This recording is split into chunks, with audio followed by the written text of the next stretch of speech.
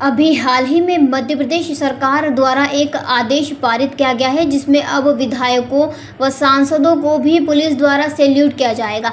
इस आदेश के जारी होने के बाद सोशल मीडिया सहित गली चौराहा पर सरकार को लोग खरी खोटी सुनाने लगे और इस तरह के आदेश को एक व्यवहारिक फरमान बताने लगे।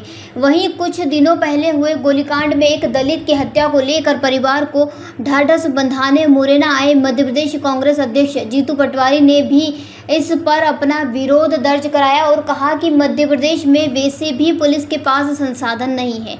चोर के पास फॉर्च्यूनर है तो पुलिस के पास बोलेरो है। चोर के पास आधुनिक हथियार है तो पुलिस के पास वही पुराने हथियार है। मैं प्रदेश के मुख्यमंत्री मोहन यादव जी से यह कहना चाहता हूं कि सैल्यूट जैसे आदेशों को पारित करने से पहले पुलिस की व्यवस्थाएं चाक चौबंद करें, उनको हाईटेक बनाएं, तब इस तरह के आदेशों पर काम करें। जीतू पटवारी ने कहा कि मैं सैल्यूट के विरोध में नहीं हूं, क्योंकि भारत के संविधान में जो प्रोटोकॉल है उसके तहत मंत्रियों को सैल्यूट किया जाता है, लेकिन विधायक और सांसद जनसेवक होते हैं और इसके बदले में वह तनख्वाह भी लेते हैं। वहीं पुलिस पर तमाम जिम्मेदारियां होती हैं। मुझे नहीं लगता कि इस तरह के आदेश मुख्यमंत्री मोहन यादव को निकालना चाहिए। वहीं अम्बेडकर जयंती के दिन निकलने वाले चल समारोह के बीच एक दलित युवक की हत्या हो जाने के बाद जीतू पटवारी उक्त व्यक्ति के परिवार के पास शोक संवेदनाएं व्यक्त करने पहुंचे। इस अवसर पर उन्होंने कहा कि मोहन सरकार में दलितों के ऊपर अत्याचार लगातार बढ़ते जा रहे हैं। अपराधियों को सत्ताधारी नेताओं द्वारा संरक्षण दिया जा रहा है। इसी का नतीजा है कि अम्बेडकर जयंती के दिन चल समारोह में एक दलित की हत्या कर दी जाती है और घटना के 14 दिन बाद भी पूरे आरोपियों को गिरफ्तार नहीं किया जा सका। इससे साफ सिद्ध होता है कि मोहन सरकार के मंत्री और नेता अपराधियों को संरक्षण दिए हुए हैं। सांसद विधायकों को पुलिस सम्मान दे, आपने उसमें कुछ विभाजन करके कुछ स्पष्टीकरण किया है। कितने आपराधिक किस्म के लोग विधायक? बात यह है कि आज हमारे पुलिस फोर्स के जो जवान हैं, इनकी ड्यूटी का कोई समय नहीं होता है। जो अधिकारी हैं, इनकी ड्यूटी का समय नहीं होता है। 24-24 घंटे भी काम करते हैं। कई बातें, कई वाकया है कि पुलिस के कर्मचारियों ने, अधिकारियों ने खुद को गोली मार ली। आखिर क्यों मारते हैं? जो शासक होता है, प्रशासन संभालता है, व्यवस्था संभालता है, वो भी आत्महत्या कर लेता है। ये जो तनाव होता है उसके कारण होता है। से क्राइम करने वाला प्रदेश बन गया। मोहन यादव जी जिसके गृह मंत्री, और ये मोदी जी कह रहे हैं, ये कोई आरोप नहीं है। हमारे यहाँ सबसे ज़्यादा बेटियों का अपहरण होता है मध्य प्रदेश में। आदिवासियों पे सबसे ज़्यादा अपराध होते हैं। महिलाओं का सबसे ज़्यादा बलात्कार होता है। हमारे यहाँ हर तरह का क्राइम हद दर्जे का हो गया। आखिर पुलिस फोर्स की जो फोर्स है उसको सही इक्विपमेंट नहीं है, सही संसाधन नहीं है। जो अपराधी है उनके पास फॉर्च्यूनर गाड़ी है, हमारी पुलिस विभाग के पास बोलेरो गाड़ी है। वो फॉर्च्यूनर 80 की स्पीड से दौड़ती है, ये 40 की स्पीड से दौड़ती है। जो पुलिस के पास हथियार हैं वो इतने पुराने हैं कि मैं नहीं समझता कि आज के आधुनिक युग में जो संसाधन है, जो ट्रेनिंग है, जो इक्विपमेंट आधुनिक होते हैं, जो साइबर क्राइम होता है, इस पर सरकार को ध्यान देना चाहिए। पुलिस फोर्स के 50% जवान नहीं है, हम 50% जवानों में पूरी फोर्स चल रही है। जो महिला पुलिस फोर्स है वो एक तरह से 40% है, 60% नहीं है। तो जिस तरीके का प्रदेश में अपराध बढ़ रहा है, इसका कारण मेन है कि पुलिस पर सरकार का ध्यान नहीं है, हमारे थाने नहीं है पूरे।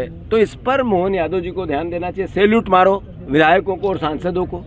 मैं अब सांसद और विधायकों के प्रोटोकॉल के खिलाफ नहीं हूँ। मैं भी विधायक रहा हूँ, मैं मंत्री रहा हूँ। हमारे कानून में अपने आप लिखा हुआ है कि प्रोटोकॉल की व्यवस्था क्या है। जो सरकार में रहते हैं, मंत्री रहते हैं, मुख्यमंत्री रहते हैं, उनको प्रोटोकॉल में प्रशासन वो करता है। बाकी हम जनसेवक हैं। हमारे जो जनप्रतिनिधि वो तनख्वाह लेते हैं। जो विधायक सांसदों को तनख्वाह मिलती है इस बात की कि आप जनता की बात करो, उनको सैल्यूट मारो। मैं उसके सैल्यूट के विरोध में नहीं हूँ, व्यवस्था के विरोध में हूँ। पुलिस इनको ही सैल्यूट मारती रहेगी तो कानून कब संभालेगी, व्यवस्थाएं कब संभलेगी? और फिर कई बार प्रशासन को मजबूरी होती है कि राजनीतिक लोग जो क्राइम करके जीत के आते हैं वो क्रिमिनल भी होते हैं। जो रिकॉर्ड होता है वो अपने उसमें देते हैं। कई बार कार्रवाई करनी पड़ती है, तो जो सैल्यूट मारेगा कार्रवाई क्या करेगा? तो अव्यवहारिक है।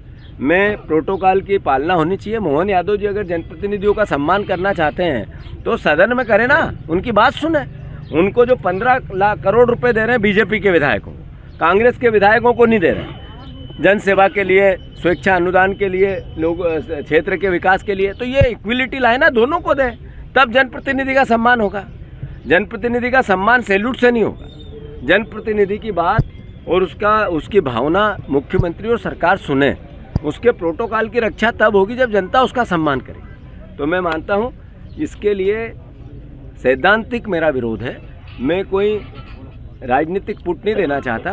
पुलिस एक ऐसी वर्दी है। आज ही भोपाल में पुलिस वाले को कुछ लड़कों ने मारा, हमारे इंदौर में एक टीआई को मारा, यहाँ मुरैना में कई पुलिस वालों को कई अपराधी मार देते हैं, उनके साथ घटनाएं होती। तो आखिर पुलिस की वर्दी का खौफ नहीं रहेगा तो फिर इनसे डरेगा? ये भी इंसान है हमारे जैसे, ये अलग आ गए क्या? तो अगर इस वर्दी से हम डरते हैं, अपराधी डरते हैं, हम इसका सम्मान करते हैं, उसकी रिस्पेक्ट करते हैं, उस वर्दी की रिस्पेक्ट करना हम सबका दायित्व है। 14 तारीख की घटना है, आज 14 दिन ही बीत गए।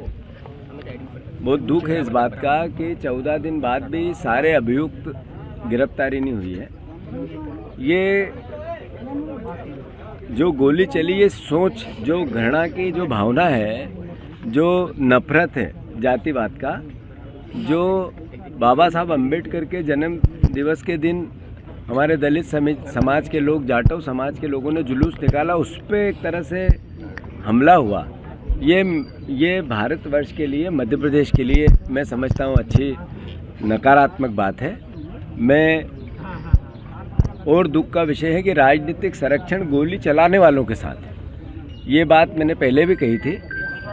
जो प्रदेश के मंत्री हैं, अगर वो अपराधियों की रक्षा करेंगे तो फिर कानून व्यवस्था बचेगी कैसे? ये बात कोई आरोप की नहीं है। मैं आदरणीय मोहन यादव जी, गृह मंत्री जी हमारे प्रदेश के, मैं आग्रह करना चाहता हूँ कि ये जो भारतीय जनता पार्टी की जो सोच है ऐसी, जिससे कि दलितों के खिलाफ लगातार अपराध पूरे प्रदेश में बढ़ रहे हैं। एक बेटा खो दिया इस परिवार ने, जिसकी शादी होने वाली थी, एक ही जवान बेटा, इसको गोली लगी। एक बुजुर्ग बाप है, घर में न इनके पास कोई ज़मीन है न जायदाद है, केवल मजदूरी के नाम पर अपना पूरा जीवन चलाते हैं। और अगर उनकी हत्याएं होगी तो फिर प्रदेश कैसे सुकून से चलेगा भैया? तो मैं फिर से, अभी मैंने प्रशासन से भी बात की, डीएम से भी की, एसपी से भी की।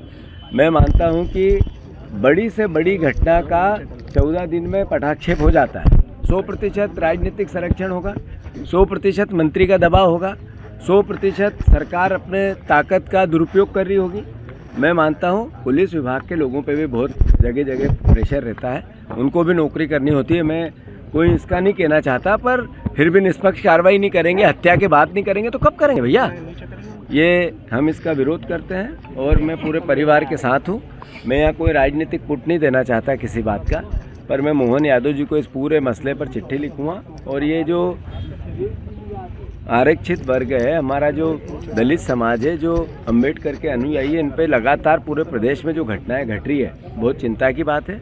क्योंकि प्रदेश हमारा है, हम सबको मिलकर ऐसे मानसिकता को बदलाव लाना पड़ेगा, वापस में बात करके लाना पड़ेगा, प्रशासन को शक्ति ला के लाना पड़ेगा, सरकार को एक स्पष्ट सोच के साथ लाना पड़ेगा। लगातार प्रशासन ऐसा दबाव बनाता है मंत्री के दबाव में कि जो पीड़ित पक्ष है वो बाहर, और जो मध्य प्रदेश कानून व्यवस्था की अगर असली तस्वीर देखनी है मोहन यादव जी को, तो यहाँ सुमावली में आ जाए। यहाँ सिर्फ आतंक है सत्ता का, आतंक है मंत्री का। और मैं मानता हूँ इसके खिलाफ कांग्रेस पार्टी पूरी ताकत से सदन में भी और समाज में भी, जन जागरण में भी, जो पीछे भी नहीं रहेगी। और हमारे पीड़ित और दलित शोषित लोग इनके साथ खड़ी रहेगी और दमंगता से खड़ी रहेगी। मुरैना से देवेंद्र सिंह राजपूत की रिपोर्ट। जयराम जी, किशन काका, राम राम भाई, राम राम। क्या दोनों भाई बैठ के क्या हिसाब लगा रहे हो? ऊटी लहसुन के भाव आ गए क्या? अरे नहीं रे दादा, ये अपना रमेश नया मकान बनाने के लिए लोन ले रहा है। हिसाब किया तो पता चला कि लोन का पैसा तो ईंट और रेती में ही पूरा हो जाएगा।